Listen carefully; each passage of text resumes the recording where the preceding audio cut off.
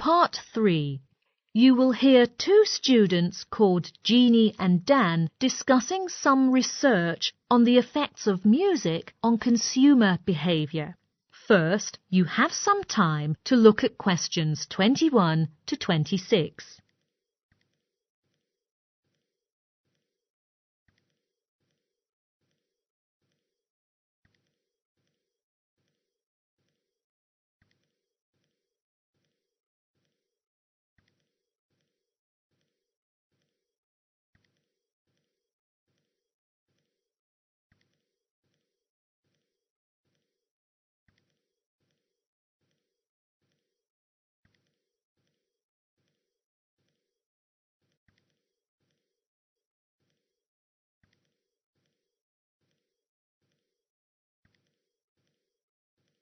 Now, listen carefully and answer questions 21 to 26. Hi, Dan. How's it going? Hello, Jeannie. Pretty well, thanks. Have you finished your research yet? Yes, it's all done. I've spent several weeks on it, from the very beginning of deciding the topic to carrying out the research and writing the essay. Congratulations. Seems like a big project. I know the research is to do with music, but what is it exactly about? Well, at first I didn't have a specific purpose until one day I read a report that said if appropriate music is played while people are eating, it may cause some changes in their behaviour. But the report didn't illustrate the changes in detail. So I wanted to carry out a thorough investigation into this. That's quite unique. So, how did you conduct your research?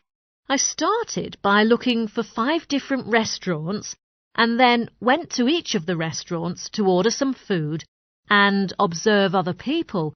I mainly focused on how the music is played instead of how people eat. Findings of my observations indicate that the 5 restaurants have something in common. They all have a special section to play the music. More importantly, although the music is played at different times, the volume is unchanged. Sounds attractive. I've never read anything about this before. In addition to observation, what other research methods have you used? I also distributed the survey questionnaire to people dining there. What questions are posed in your questionnaire? Well, the first section of the questionnaire asks subjects to indicate the number of times they have been to the restaurant previously, the number of people they dine with, and whether they think they will return to the restaurant.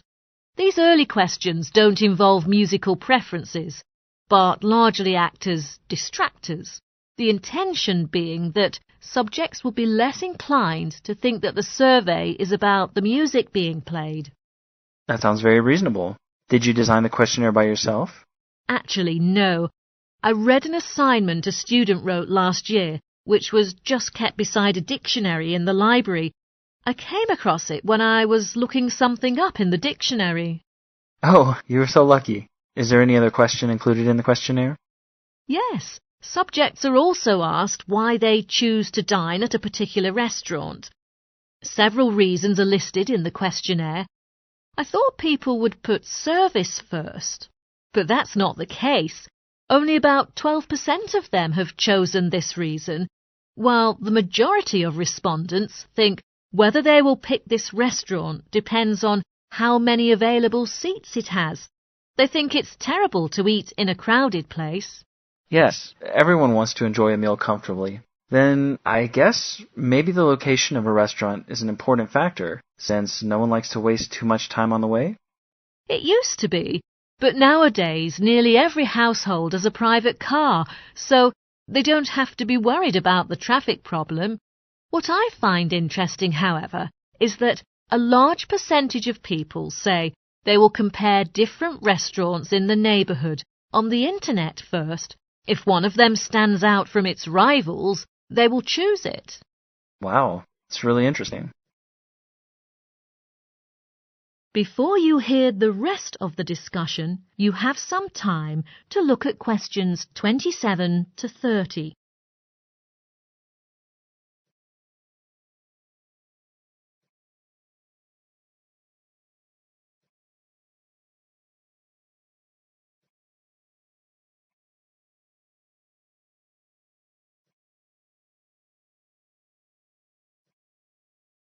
Now listen and answer questions 27 to 30.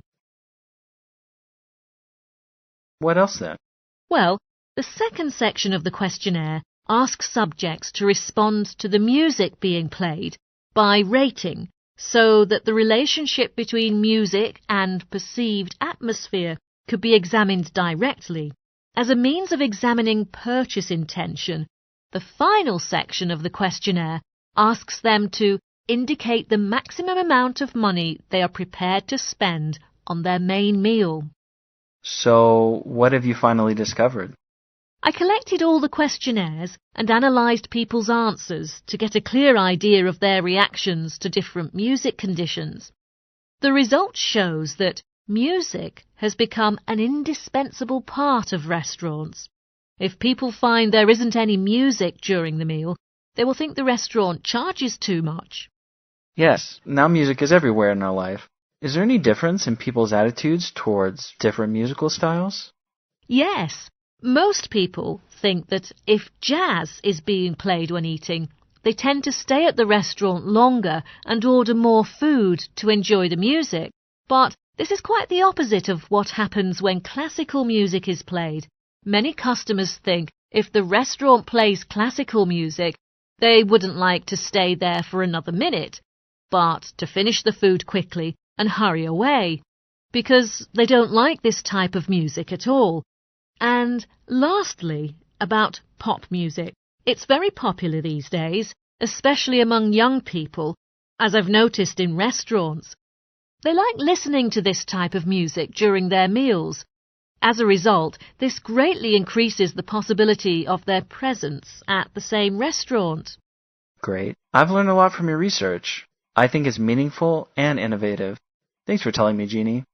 You're welcome, Dan. That is the end of part 3. You now have 30 seconds to check your answers to part 3.